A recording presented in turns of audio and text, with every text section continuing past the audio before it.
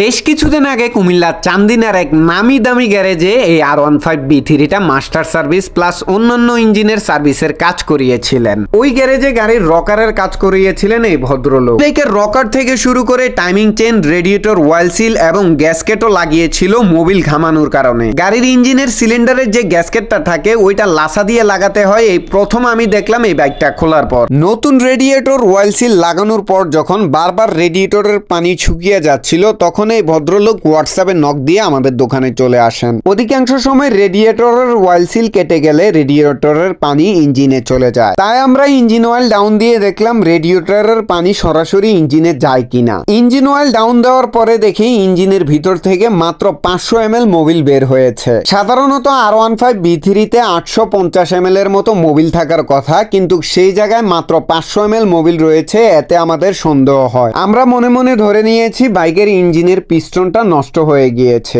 ধীরে ধীরে যখন সম্পূর্ণ ইঞ্জিনের অ্যাসেম্বলিটা আমরা খুলতে লাগলাম তখন দেখি রেডিয়েটরের ফ্যানের যে সার্কুলারের নাটটা ছিল ওইটা একেবারেই নষ্ট, এবং রেডিয়েটরের পানি সার্কুলারের চেম্বারটাকে খুলে দেখি রেডিয়েটরের ফ্যানটাও ভাঙা। পরবর্তীতে ধীরে ধীরে ইঞ্জিনের প্রত্যেকটা বডি পার্টস আমরা খুলতে শুরু করলাম। ইঞ্জিনের হেড খোলার পর দেখি ইঞ্জিনের হেডের যে রকার ছিল ওইটা নষ্ট হয়ে গিয়েছে, গাটার এবং অ্যাডজাস্টার একেবারে ক্ষয় হয়ে গিয়েছে, এবং ইঞ্জিনে মোবিল কম থাকার কারণে যখন আমরা পিস্টনের সিলিন্ডারটাকে খুললাম তখন দেখলাম যে পিস্টনটাও ক্ষয় হয়ে গিয়েছে। মূলত এই বাইকের রেডিয়েটর কুলিং সিস্টেম সচল না থাকার কারণে ধীরে ধীরে এই সমস্যাগুলো সৃষ্টি হয়েছে। এবং লাস্টে জিজ্ঞেস করলাম কাস্টমারকে, ভাই গাড়ির টান কেমন? উনি বলল, ভাই B3 হিসাবে গাড়ির কোনো টানই নাই। পরবর্তীতে আমরা ক্লাস প্লেটটা খুলে দেখলাম প্রেসার প্লেট, ক্লাস প্লেট সবগুলোই নষ্ট হয়ে গিয়েছে। এতগুলো সমস্যা দেখার পর কাস্টমারকে যখন জিজ্ঞেস করলাম, ভাই আপনার বাইক সার্ভিস কবে করাইছেন? উনি বলল, ভাই কয়েকদিন হয়েছে মাত্র আমি বাইক সার্ভিস করাইছি, কিন্তু কোনো রেসপন্স পাই না। টাইমিং চেনটাও কিছুদিন আগে চেঞ্জ করছি, বাট এখন টাইমিং চেন থেকে খুব বাজে ধরনের নয়েজ আসে, এবং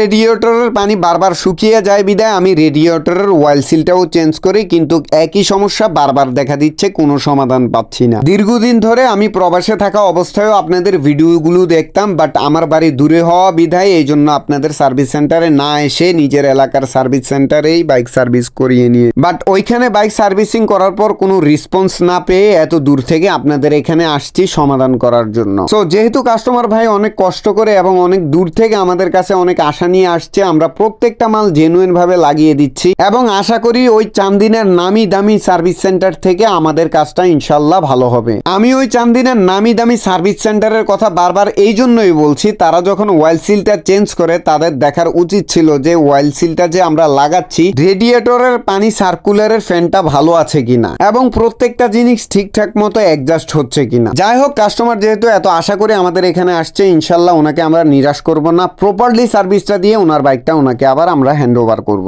তাই আপনাদের উদ্দেশ্য বলছি, যত নামি দামি গ্যারেজ হোক না কেন, প্রপারলি কাজ যদি না জানে তাহলে ওইখানে সার্ভিস করলে আপনার বাইকেরই ক্ষতি হবে। আচ্ছা যাই হোক, তাছাড়া আমাদের এখানে বর্তমানে যে কোনো স্পোর্টস ভার্সন বাইক মাত্র 2000 টাকা দিয়ে মাস্টার সার্ভিস প্লাস ইঞ্জিনের যে কোনো কাজ সম্পূর্ণ ফ্রিতে করিয়ে নিতে পারবেন। আর যদি আপনার বাইকটা নেকেড ভার্সন হয়ে থাকে তাহলে সার্ভিস চার্জ আসবে 1500 টাকা। এতে যদি ইঞ্জিনের কোনো কাজ থাকে সম্পূর্ণ ফ্রিতে করিয়ে নিতে পারবেন। সো ভিডিওতে অনেক কথা বলে ফেলেছি, কারো মনে কষ্ট গেলে মাফ করে দিবেন। আজকের ভিডিও এই পর্যন্তই। সবাই ভালো থাকবেন, সুস্থ থাকবেন। আল্লাহ হাফিজ।